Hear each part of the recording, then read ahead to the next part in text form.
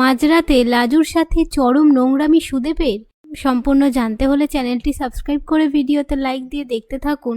কোণে দেখা আলো সিরিয়ালের নতুন আগামী পর্বে আমরা দেখতে পাই অনুভবকে নিয়ে লাজুকে জড়িয়ে অনেক খারাপ কথা বলতে থাকে সুদেব। তখন লাজু প্রচণ্ড রেগে গিয়ে সুদেবকে অনেক কথা শুনিয়ে শেষ পর্যন্ত পড়াশোনা করে রাতে যখন লাজু ঘুমোতে যাবে অনুভবের SMS পেয়ে তার সঙ্গে কিছুটা কথা বলে।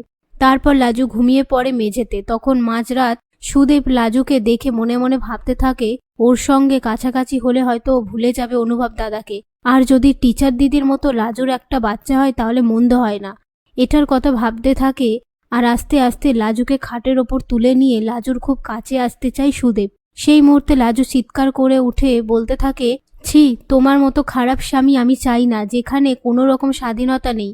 তুমি একটা অপরাধী। আমি চাইলেই তোমাকে জেলের মধ্যে ভরে দিতে পারি, কিন্তু সেটা করছি না। এই বলে লাজু চলে যায়। তো বন্ধুরা, আপনাদের কি মনে হয়, লাজুর কি সুদেবকে ছেড়ে চলে যাওয়া উচিত?